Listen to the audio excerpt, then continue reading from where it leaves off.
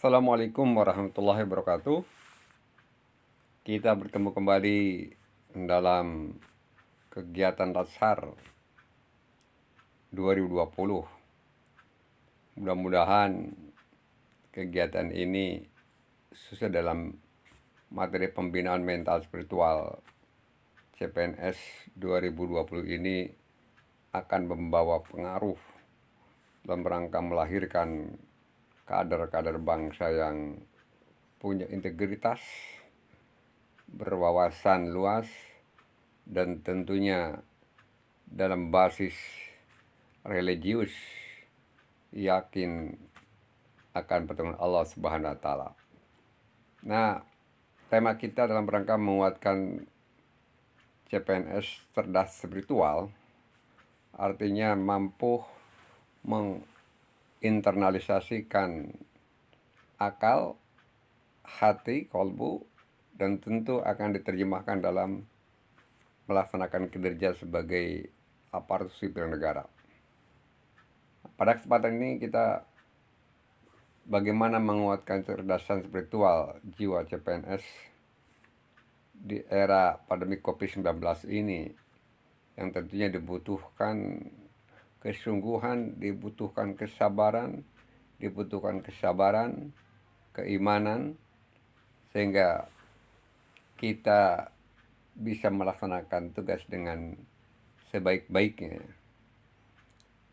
Maka Latsar CPNS 2020 ini Pusat Pengembangan Kepegawaian ASN BKN, Badan Kepegawaian Negara, berupaya untuk meningkatkan perhatiannya dalam rangka melahirkan PNS yang memiliki tanggung jawab terhadap organisasi maupun terhadap Allah Subhanahu wa taala.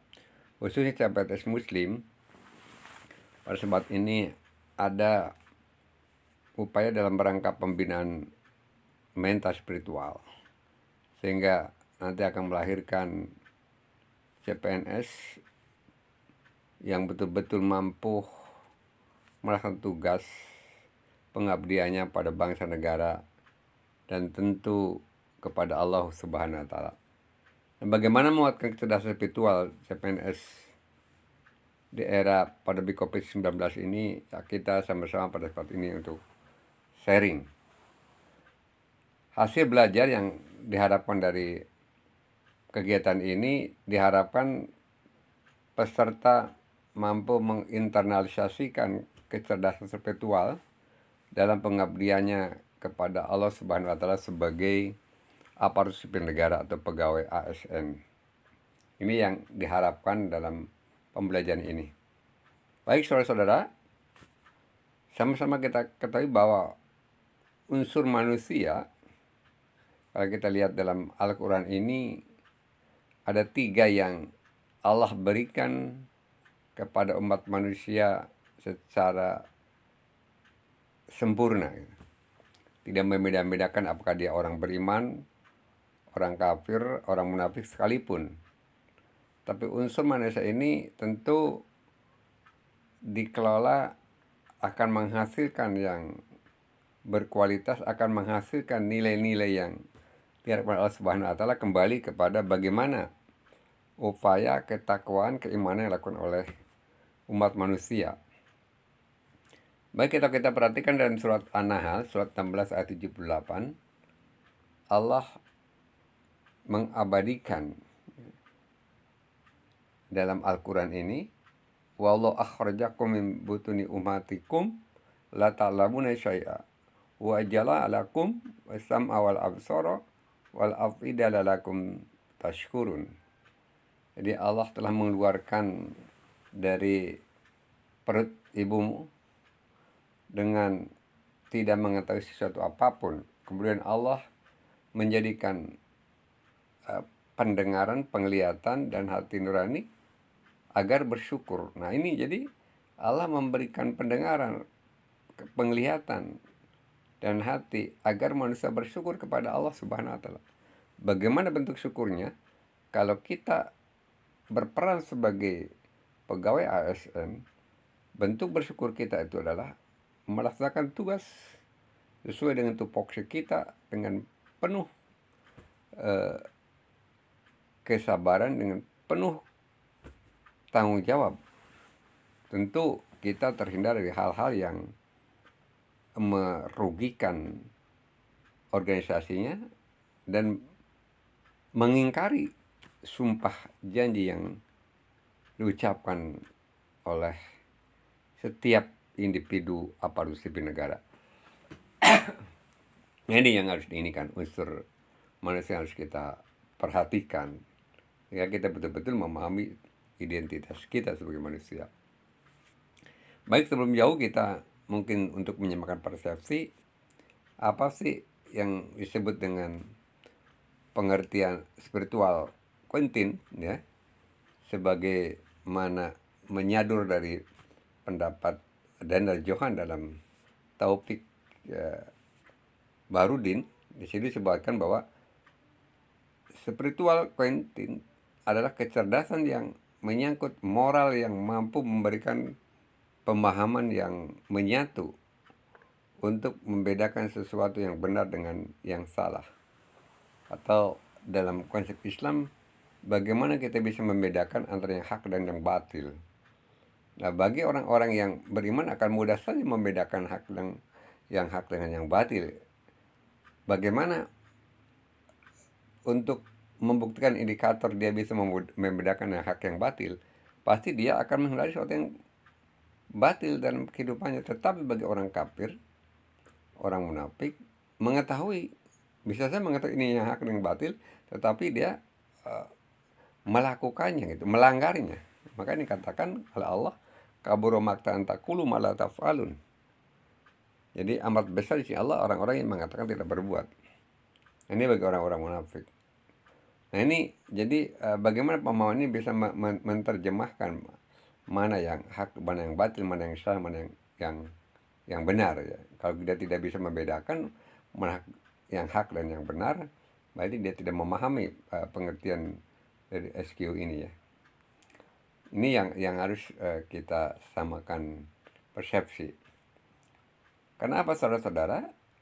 Potensi kecerdasan manusia ini dalam aspek yang lain ada 4 unsur, ya. Yang pertama disebutkan kecerdasan intelektual. Jadi bagaimana pemikirannya, akalnya bisa digunakan untuk kebajikan-kebajikan, bukan justru untuk merusak tatanan kehidupan.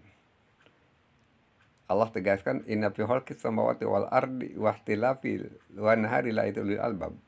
Sesungguhnya penciptaan langit dan bumi dan silih berganti siang dan malam terdapat tanda-tanda bagi orang yang berakal, bagi orang-orang yang intelektual, yang punya pemikiran, dan senantiasa dia berada dalam koridor tatanan Allah Subhanahu wa Ta'ala.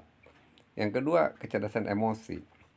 Artinya dia terpanggil untuk ikut terlibat, ikut berperan, ada respon terhadap kebutuhan, terhadap lingkungannya, terhadap amar ma'ruf nahi mungkar, terhadap untuk meninggalkan hal-hal yang merugikan organisasi dan merugikan dirinya, tentu akan merugikan baik dunia dan akhirat. Itu kecerdasan emosional, bisa mengelola. Yang ketiga tadi disebut juga kecerdasan spiritual, ya, bagaimana dia memahami, bisa membedakan antara hak dan yang batil. Yang keempat, potensi kecerdasan manusia itu ada pada kecerdasan daya tahan. Artinya dia mampu menghadapi tantangan, mampu menghadapi hambatan, dan berupaya untuk melaksanakan jalan keluar. Itu yang disebut dengan basisnya kalau dalam konsep Islam kesabaran, ya. Orang yang sabar terhadap terpaan, dan sabar di sini bukan dalam pengertian dia apatis, tapi dia bagaimana berupaya semaksimal mungkin dalam menghadapi hambatan dan tantangan. Tidak dia cepat berhenti frustasi atau kecewa, tapi berupaya secara maksimal. Itu yang dilakukan. Bagaimana konsep profesionalisme dalam konsep Islam, atau yang profesional dalam konsep yang umum kita bisa ini. Di sini ada 3 aspek yang harus diperhatikan. Yang pertama disebut spiritual kompetensi. Kemudian technical kompetensi. Yang ketiga sosial kompetensi.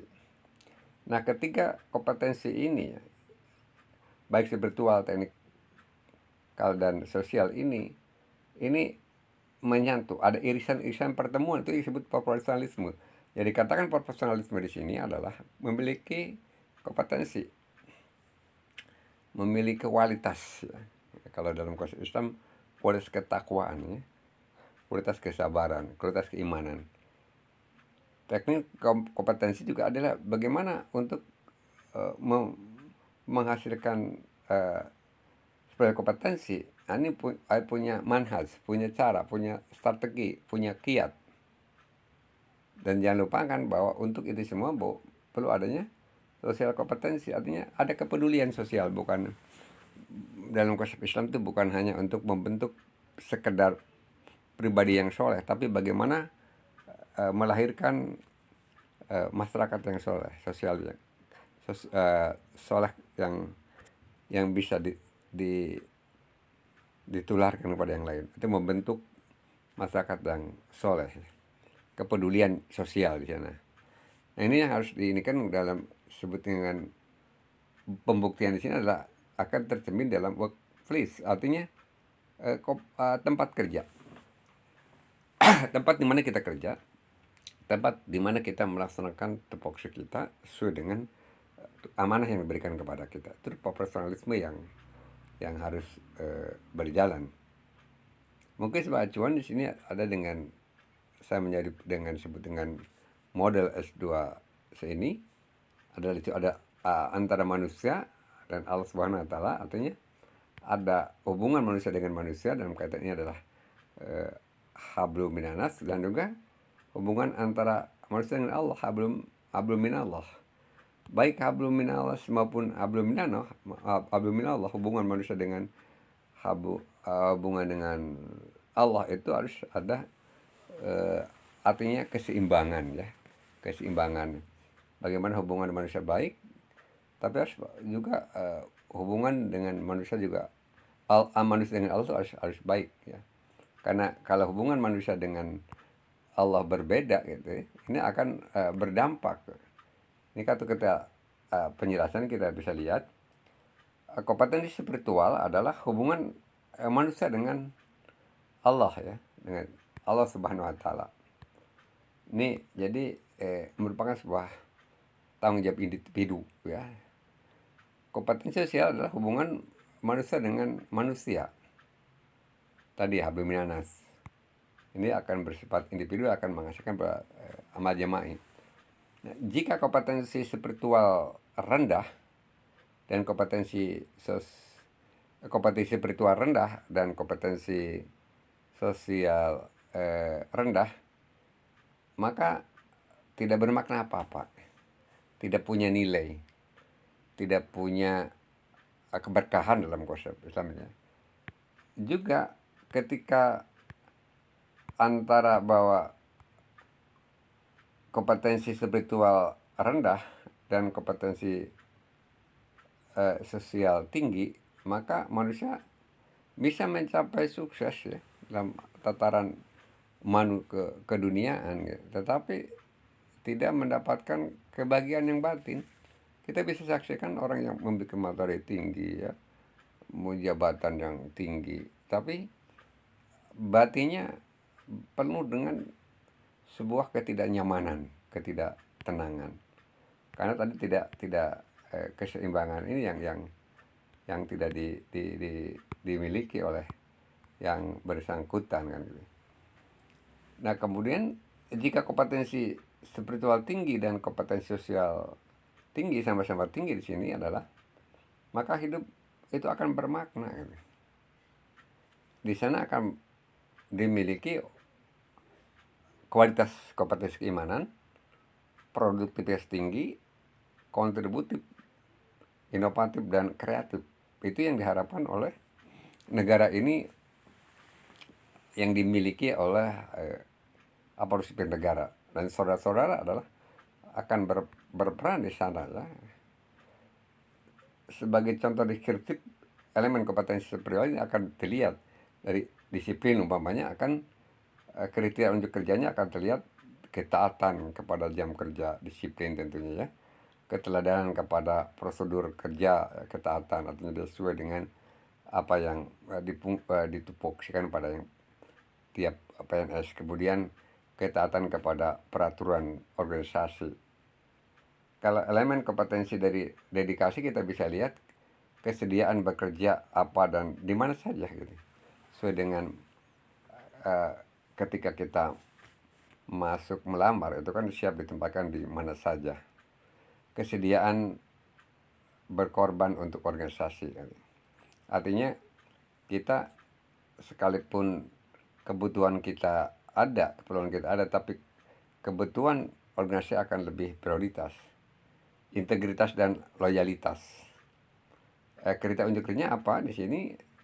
Tadi kepatuhan terhadap pemerintah, kegigihan menjaga wibawa organisasi, tidak mencemarkan organisasi dalam pengertian ya kita melakukan tindakan yang baik yang sesuai dengan aturan yang berlaku.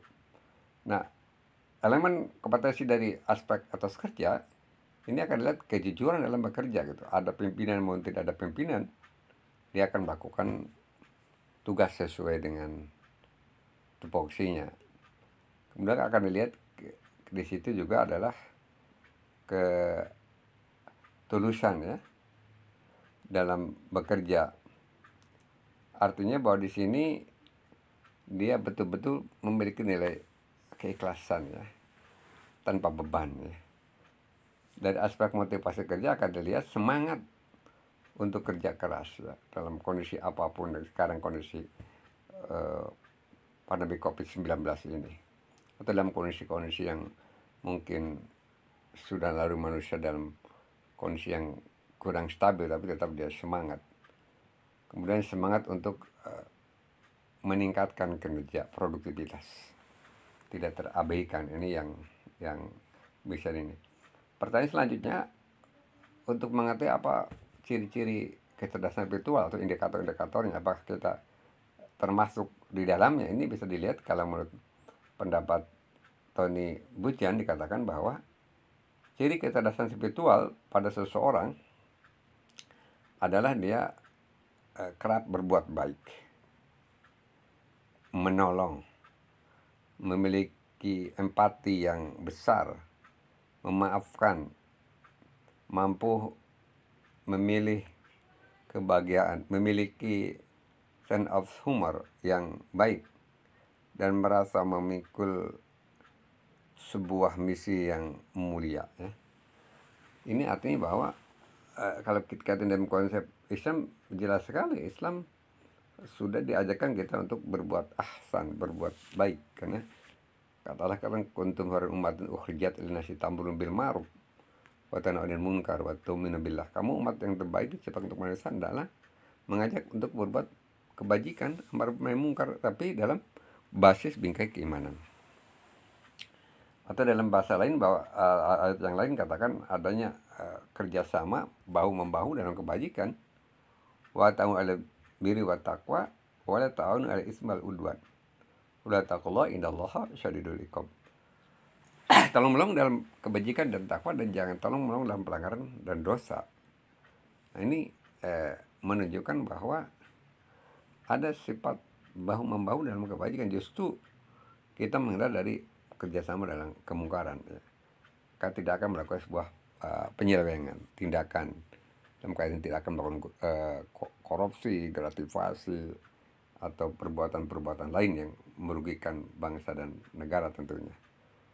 Itu dari cirinya. Kemudian bagaimana kecerdasan virtual dalam Islam ini? Kalau kita lihat dalam surat 13 Al-A'raf ayat 28, Allah abadikan ya, alladzina amanu wa tatma'ul qulubu bidzikrillah.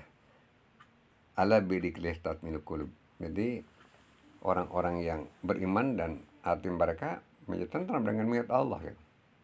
Ingatlah dengan mengingat Allah, hati tentram. Artinya mengingat Allah itu adalah dia dalam perjalanannya, dalam tugas kerjanya, dalam berorganisasi, dalam bermasyarakat, dalam kehidupannya, senantiasa dia merasa dipantau oleh Allah Subhanahu wa taala. melaksanakan tugas kehidupannya, pengabdiannya tidak keluar dari aturan-aturan Allah gitu, tahapan-tahapan Allah, maka akan menjadi tentram dalam kehidupannya, akan senantiasa berada dalam naungan Allah Subhanahu wa Ta'ala. Ini yang harus dibangun. Kita lebih jauh lagi, kita perhatikan bagaimana ada sifat negatif dan dosa dan kesalahan dalam setiap diri manusia. Ada sifat buruk, ada sifat baik. Itu kita menggunakan dalam konsep air, ya, penjernihan yang konsep air, untuk menghancurkan hambatan-hambatan mental atau dosa dan kesalahan atau perbuatan atau sifat-sifat negatif, ya. Sifat-sifat negatif harus dihilangkan. Maka perlu proses penjernihan. Air di sini menunjukkan air sebagai sarana untuk pembersihan, ya.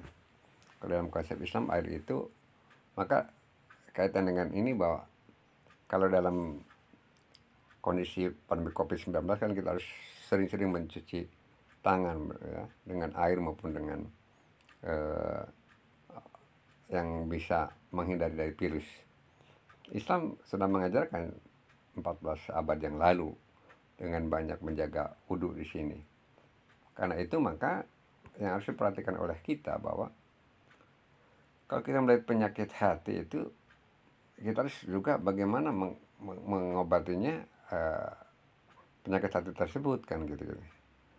Di sini penyakit hati antara lain bahwa ada dengki, ada sombong, ada hayalan, ada ingkar, ada malas, ada egois, cepat puas, putus asa, tamak, pelit, merusak, ria, dan lain sebagainya gitu, ya. Maka kita harus menetralisir, harus mengobatinya, menghindarkannya, menerobosnya, menggantinya dengan obat hati, ingin menjadi orang penyayang, rendah hati, bertawakal, taat, rajin, berbagi, terus berbuat, ya, kebaikan, ikhtiar, sahaja, pemurah, memelihara ikhlas, memelihara dan keikhlasan kepada Allah. Ini yang harus diterapi oleh kita, diobati agar kita betul-betul melahirkan tadi pribadi-pribadi yang cerdas. Ya, 4 syarat perubahan mindset menurut Profesor Juni Pranoto ini. Yang pertama, konsep yang benar. Islam mengatakan konsep yang benar adalah Al-Quran, ya, dan Al-Hadis. Ini konsep yang benar yang sudah dijamin Allah Subhanahu wa Ta'ala. Yang kedua, proses yang konsisten, artinya berkesinambungan, ya. Tidak temporal. Ini periodisasi, tidak tapi berkesinambungan terus, dilanggengkan, ya, didawamkan. Yang ketiga adalah motivasi yang tinggi, semangat, girah, ya, harus tetap dalam kondisi apapun kita semangat, dibangun semangat. Yang keempat adalah syarat perubahan ini dilakukan secara kontinu, ya, melalui kebiasaan habit, ya, pembiasaan.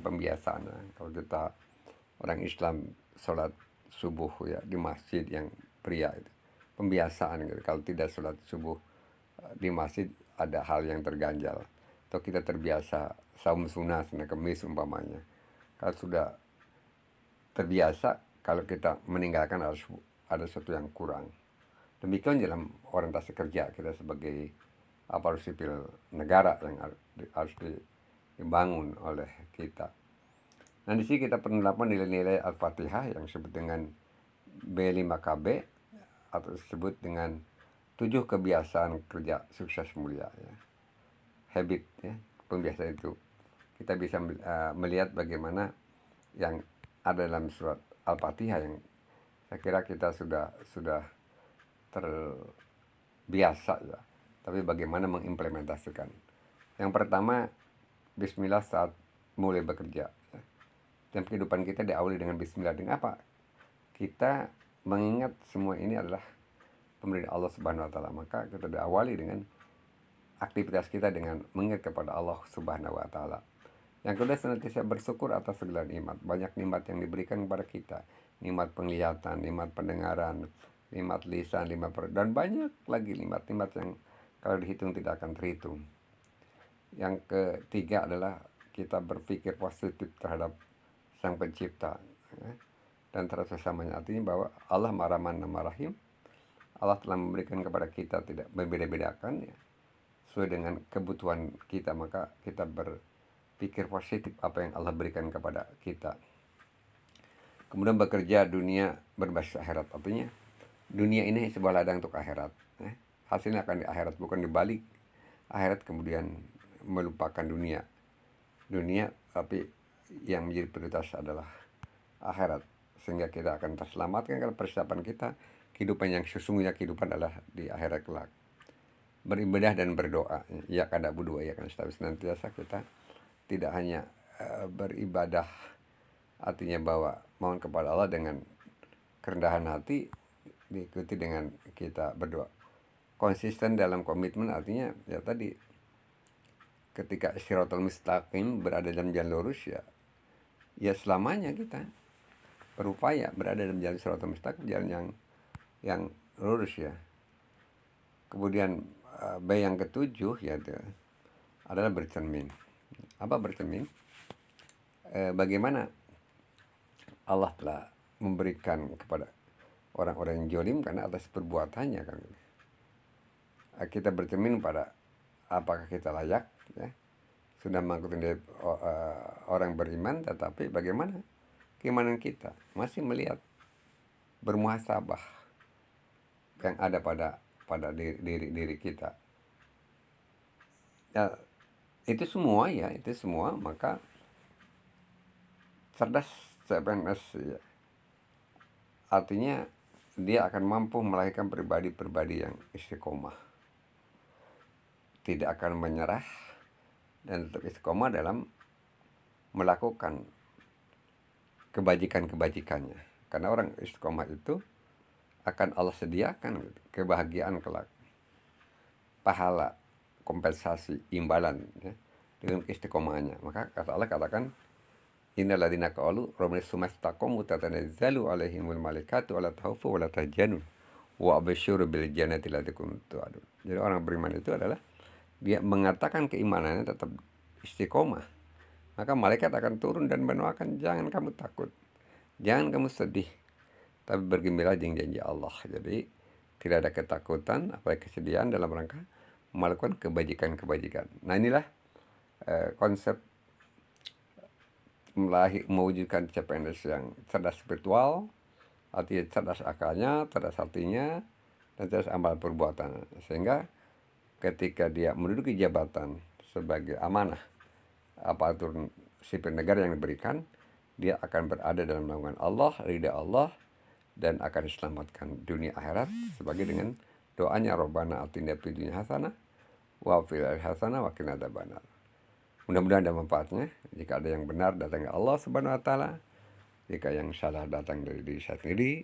Billahi taufiq wal hidayah. Assalamualaikum warahmatullahi wabarakatuh.